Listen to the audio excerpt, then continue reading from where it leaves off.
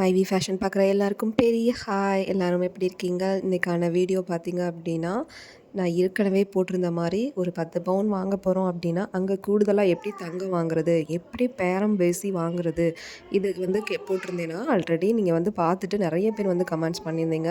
நிறைய பேர் நான் வந்து இந்த மாதிரி தான் வாங்குவேன் அப்படிங்கிறதையும் சொல்லியிருந்தீங்க. ஸோ உங்களுக்கு தெரிஞ்ச கடைகளாக இருக்கும்போது ரொம்ப வந்து ஈஸியாக இருக்கும். அந்த பேரம் பேசி வாங்குறது எப்படின்னு சொன்னீங்கன்னா நான் அது மாதிரி வாங்குவேன் அப்படின்னு 2, 3 ஃப்ரெண்ட்ஸ் வந்து கமெண்ட் பண்ணியிருந்தீங்க. ஸோ இன்னும் நிறைய பேர் வந்து பார்த்தீங்க அப்படின்னா கால்குலேஷன்ஸ் வந்து போடுங்க, வீடியோவோடு சேர்த்து நீங்கள் வந்து கால்குலேஷனாகவும் போடுங்க அப்படிங்கிறதையும் கேட்டிருந்தீங்க. ஸோ அதுக்காகவும் இந்த வீடியோ வந்து நான் ஷேர் பண்ணியிருக்கேன்.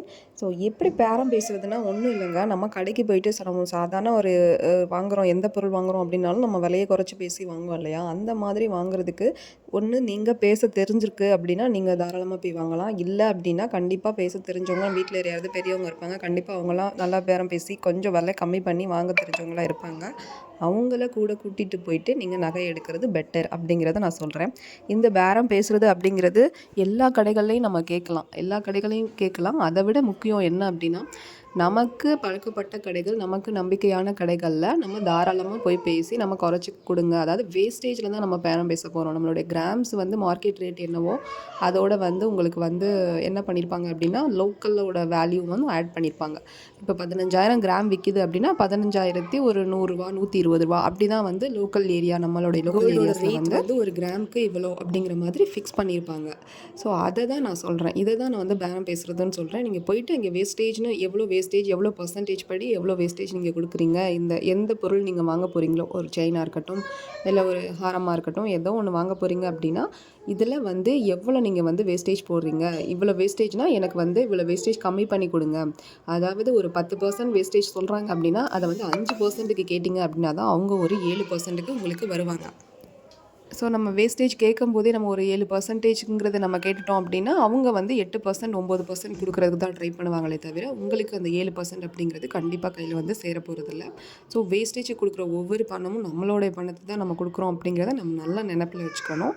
அதுக்காக தான் அந்த பேரம் பேசி கொஞ்சம் விலையை குறைச்சி கேளுங்க. அது பேரம் பேசுகிறது மீன்ஸ் விலையை குறைச்சி கேளுங்க அப்படிங்கிறது தான். ஸோ விலையை எதில் குறைக்க முடியும் அப்படின்னா வேஸ்டேஜில் நீங்கள் கண்டிப்பாக குறைச்சி கேட்க முடியும்.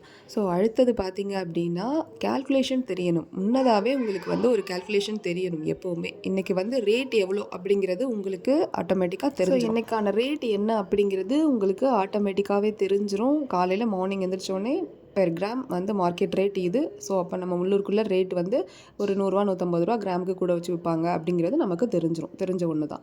ஸோ அப்படி இருக்கிறப்ப நீங்கள் ஒரு ரஃப் கால்குலேஷன் முதல்ல போட தெரிஞ்சுக்கோங்க. ஒரு கால்குலேஷன் தெரிஞ்சுக்கிட்டே நீங்கள் போனீங்க அப்படின்னா உங்களுக்கு ஈஸியாக இவ்வளோ தான் அமௌண்ட் வரும், ஒரு அப்ராக்சிமேஷனாக உங்களுக்கு இவ்வளோ அமௌண்ட் வரும், இவ்வளவு நம்ம எடுத்துகிட்டு போகணும். ஸோ இப்போ இவ்வளோ வர அமௌண்ட்டில் நம்ம எவ்வளோ தூரம் கம்மி பண்ணி பேசலாம் அப்படிங்கிறத தெரிஞ்சுக்கிட்டு நம்ம மூவ் ஆக முடியும். ஸோ அதை தான் இந்த வீடியோவில் சொல்லியிருக்கேன். ஸோ இப்போ ஒரு எக்ஸாம்பிளுக்கு பார்த்தீங்கன்னா ஒரு 5 சவரன் வந்து நீங்கள் எடுக்க போகிறீங்க அப்படின்னா அதை எப்படி கூடுதலாக நம்ம வந்து எடுத்துகிட்டு வரது, அது கூடுதல் கிராம்ஸ். அதாவது நான் சொல்கிறேன் 5 சவரன்கிறது 40 கிராம், அதை ஒரு 41 கிராமோ 42 கிராமோ நம்ம எடுத்துகிட்டு வரது நம்ம கையில் தான் இருக்குது. அது எப்படியெல்லாம் எடுத்துகிட்டு வரலாம், எப்படி நம்ம வந்து வாங்கிட்டு வரது கூடுதலாக அப்படிங்கிறத இந்த வீடியோவில் நான் சொல்லியிருக்கேன். ஸோ வீடியோவை ஸ்கிப் பண்ணாமல் ஃபுல்லாக பாருங்கள், கண்டிப்பாக யூஸ்ஃபுல்லாக தான் இருக்கும். நகை எடுக்கவே நான் இது வரைக்கும் போனதில்லை, தனியாக தான் நான் இனிமேல் போகிறேன், கால்குலேஷன் எனக்கு தெரியாது அப்படின்னு சொல்கிறவங்க எல்லாம் இந்த வீடியோ கண்டிப்பாக ஹெல்ப்ஃபுல்லாக இருக்கும். ஹெல்ப்ஃபுல்லாக இருக்குது அப்படின்னா கண்டிப்பாக வந்துட்டு நீங்கள் வந்து ஒரு சப்போர்ட் பண்ணி சப்ஸ்கிரைப் பண்ணி வச்சுக்கோங்க, ஒரு லைக் பட்டனையும் கொடுத்துருங்க. ஸோ இப்போ நார்மலாக நகையை வந்து நம்ம செக் பண்ணும்போது நகை வாங்க போகிறோம் நம்ம ஃபிக்ஸ் பண்ணிட்டோம், ஒரு 5 சவரன் வந்து வாங்க போகிறோம்னு ஃபிக்ஸ் பண்ணிட்டோம். ஸோ அப்போ வந்து நீங்கள் என்ன பண்ணுறீங்கன்னா அந்த நகைக்கு வந்து HUID இருக்கா, 916 22 கேரட், இதெல்லாம் நீங்கள் வந்து நல்லா தெரிஞ்சுக்கிட்டு நீங்கள் வந்து நகை என்ன நகை, நீங்கள் 22 கேரட் தான் நான் இப்போ வந்து ஃபுல் அண்ட் ஃபுல் வந்து நான் கால்குலேஷன் போட்டிருக்கேன். ஸோ அதனால் நீங்கள் இதெல்லாம் தெரிஞ்சுக்கிட்டு நகை கடைக்குள்ளே போகிறது நல்லது. இதெல்லாம் உங்களுக்கு தெரியும், அப்படி தெரியல அப்படின்னா யாரையாவது கூட்டிகிட்டு போங்க, தெரிஞ்சவங்கள கூட்டிகிட்டு போங்க. ஃபஸ்ட்டு வந்து இப்போ நம்ம வந்து வாங்க போகிறது 5 சவரன் 40 கிராம் நம்ம வந்து வாங்க போகிறோம். நம்ம வாங்க போகிறது ஒரு ஹாரம் இல்லை முகப்பு தாலி செயின் மாதிரி நம்ம வாங்கலாம், இல்லை லாங் செயின் மாதிரி ஏதோ ஒன்று வாங்க போகிறோம். ஸோ அதை வந்து நம்ம எப்படி வந்து வாங்க போகிறோம், அதுக்கு வந்து என்ன கால்குலேஷன், 40 கிராம்ங்கிறது வந்து கரெக்டாக உங்களுக்கு 5 சவரன். ஸோ இப்போ ஹாரம் எடுத்துக்கிட்டோம் அப்படின்னா 5 சவரனுக்கு 40 கிராம் சொல்லிட்டு ஒரு சவரன் அப்படிங்கிறது 8 கிராம். முகப்பு தாலி செயின் வந்துட்டு இப்போ 5 சவரன் எடுக்கிறீங்க அப்படின்னா அதுக்கு 9 to 13% வரைக்குமே உங்களுக்கு வேஸ்டேஜ் வந்து இருக்கும். ஸோ முகப்பு தாலி செயினும் வந்து நான் 5 சவரனுக்குள்ளே தான் சொல்லிட்டு இருக்கேன்.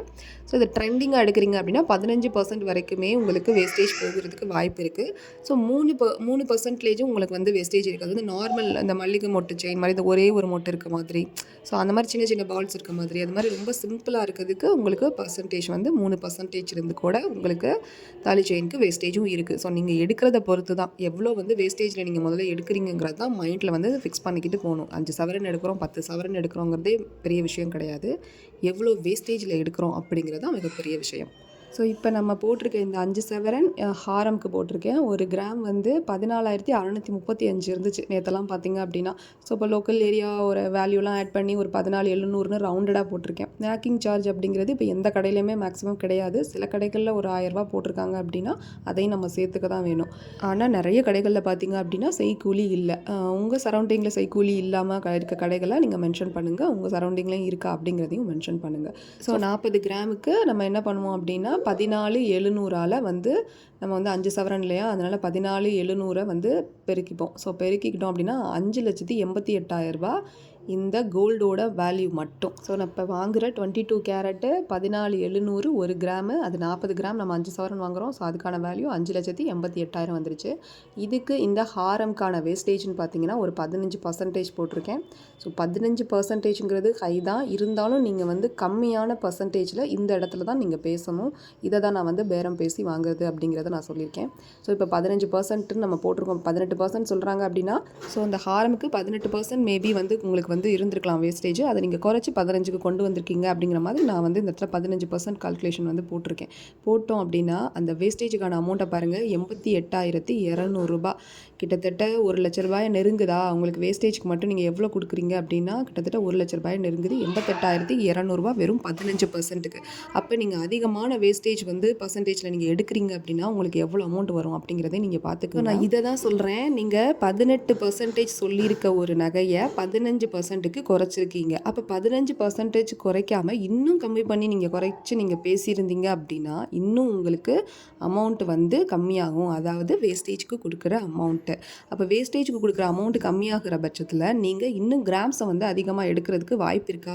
நான் சொல்கிறது புரியுதா உங்களுக்கு? கூடுதலான தங்கம் எடுக்கிறதுக்கு வாய்ப்பு இந்த இடத்துல தான் இருக்குது. ஸோ வேஸ்டேஜுக்கு நீங்கள் எவ்வளோ தூரம் கம்மி பண்ணி பேசுகிறீங்களோ அந்த அமௌண்ட்டை நீங்கள் வந்து நீங்கள் வாங்க போகிற தங்கத்தில் அதிகமான கூடுதல் கிராம் இருக்க மாதிரி நீங்கள் வந்து வாங்கிக்கலாம்.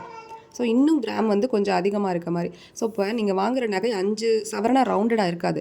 5.200 மில்லிகிராம், 5.400 மில்லிகிராம் இப்படியெல்லாம் இருக்கும். ஸோ அப்போ அந்த மில்லிகிராம்ஸுக்கோட அளவு தங்கத்தை கூட நீங்கள் அதிகமாக எடுத்துகிட்டு வரதுக்கு வாய்ப்பு இருக்குது அப்படிங்கிறத நான் இங்கே சொல்லியிருக்கேன். ஸோ இப்போ இந்த 88,200 ரூபாய் இருக்கு இல்லையா, இதுக்கு மட்டும் உங்களுக்கு ஜிஎஸ்டி போட மாட்டாங்க. 5,88,000 ப்ளஸ் இந்த 88,200க்கும் சேர்த்து தான் உங்களுக்கு ஜிஎஸ்டி போடுவாங்க. GST compulsory.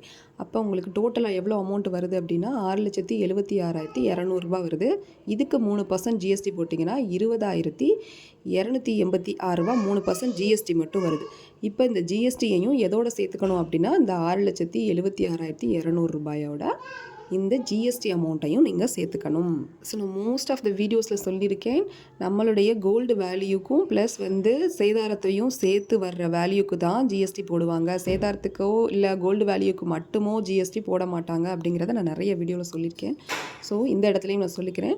ஸோ ஜிஎஸ்டியை நீங்கள் வந்து இப்போ இது வந்திருக்க உங்களுக்கு gold value plus wastage value plus GST எல்லாத்தையும் சேர்த்து நீங்கள் டோட்டல் பண்ணிங்க அப்படின்னா ஸோ அமௌண்ட்டை பார்த்தீங்க அப்படின்னா 6,96,486 ரூபா.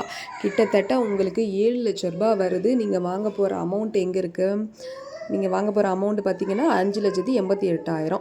இதுதான் நீங்கள் வாங்க போகிற 5 சவரனுக்கான அமௌண்ட்டு. அதுக்கு ஜிஎஸ்டி கண்டிப்பாக. அடுத்தது வந்து வேஸ்டேஜ், ரொம்ப முக்கியமாக வேஸ்டேஜில் தான் நீங்கள் குறைக்கணும்.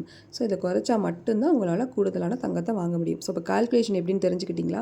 ஸோ இப்போ இன்னொரு கால்குலேஷன் போட்டிருக்கேன். அது எதுக்குன்னு பார்த்தீங்க அப்படின்னா முகப்பு தாலி செயின் வந்து நார்மலாக உள்ள முகப்பு தாலி செயின் கோல்டோட மதிப்பு வந்து மாற போகிறதுல நீங்கள் 5 சவரனில் என்ன பொருள் எடுத்தாலும் அதுக்கான கிராம் வேல்யூ போட்டு அப்படியே வந்துடும். இப்போ முகப்பு தாலி செயின் நீங்கள் எடுக்கிறீங்க 5 சவரன்னாலும் உங்களுக்கு 40 கிராமுக்கு 5,88,000 தான்.